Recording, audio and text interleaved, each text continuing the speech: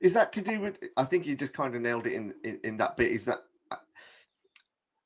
I would admit I'm probably one of those potential people because of time.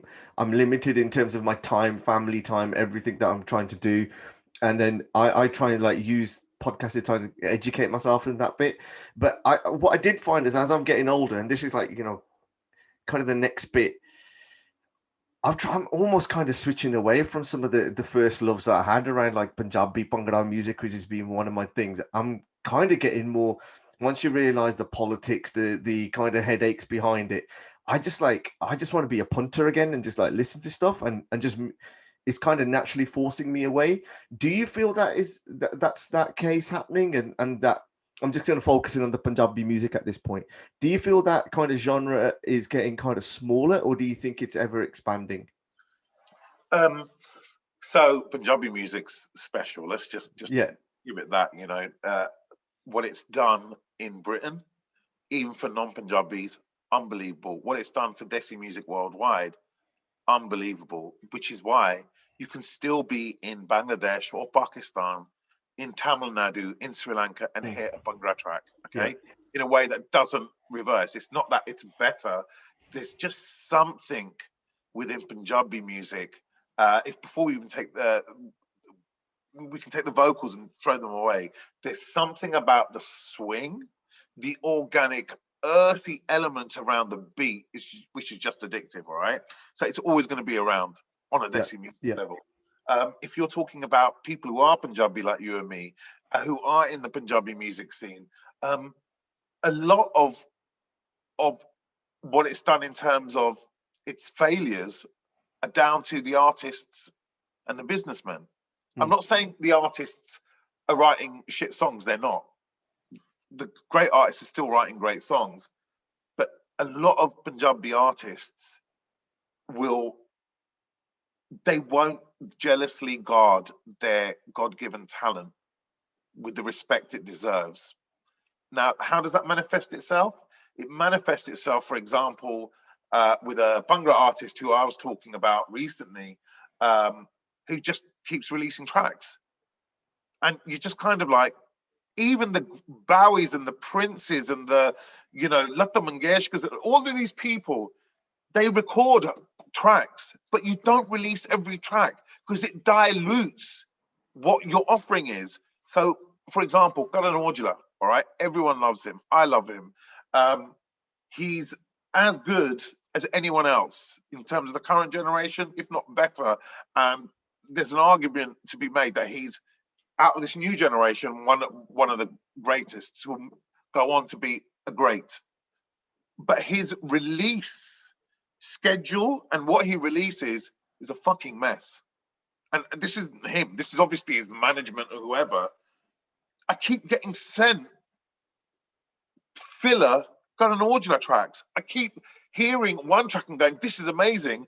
Within 4 days, the next track's out. This is not how you run not a business, but this is not how you run a creative enterprise. And this is not how you secure yourself an artistic legacy. You know what I mean? There's a reason Prince, who had thousands of tracks in his vaults, there's a reason loads of tracks didn't get released.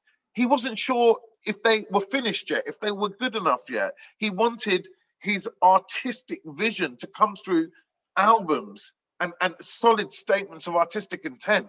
When Karan Aujla keeps releasing everything that he's fucking recorded in a studio, then what he's doing is he's disrespecting his own creative future legacy. And that, my friend, is just one example of how artists are fucking it up for themselves. mm. Then on top of that, you've got the business managers who, I'm sorry, like they've literally, a lot of them have jumped into this job from business managing something else. It's no use having someone who can sell chairs and then sell office space and then be an estate agent, then turn out and go, I'm going to be a music manager. They might understand how to negotiate. They may understand how to draw up a contract, but they don't understand stuff like that artistic legacy. And if you look at all the great music managers in the greatest music industry in history, which is the Western music industry. I'm talking about the industry and how it was run business-wise. Yeah, there was mad shit going on and there was awful shit. But the point is it still made more money and spread globally faster than any other industry. And that's because during the golden era, every single music manager, band manager, artist manager was a music fan themselves. Yeah.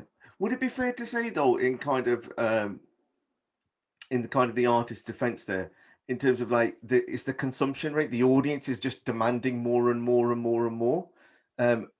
And so the rate of production is getting more and more and more. So it's just like just the it's kind of almost uh,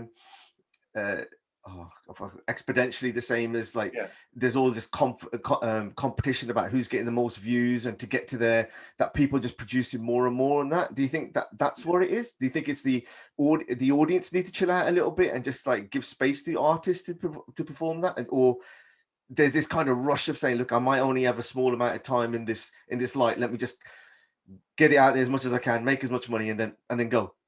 Well, first of all, I hate that. Yeah. Just the last bit. I hate that because if you're an artist, surely it's like being an architect. Yeah, there are architects who keep building and who are building for money and need to earn a living, and they want to just they'll build anything. But then you've got those great architects who changed the nature of how buildings are designed. I'm interested in those architects, right? And conversely, I'm interested in those musicians. Now let's take this argument you've just given me about the audience demanding more. They demand more because they're consumers, right? I like this ice cream flavor. Wait, I can buy it now every night.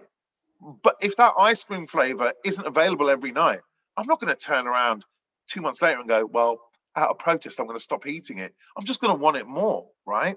This is about the business model failing the artist, but also the artists then making a decision at some point that I'm not doing this for the love of it. It's my career, so I have to approach this like you might approach your job working in local government, or you might approach your job working for a bank.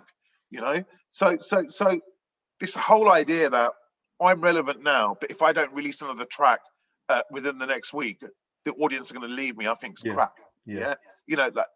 Like yes, you don't want to have 6 years between each single, but you have to look at the great success stories now, and also those great success stories from back then. They weren't releasing tracks every 3 or 4 weeks, and if anything, it's a really shit gamble to do, isn't it?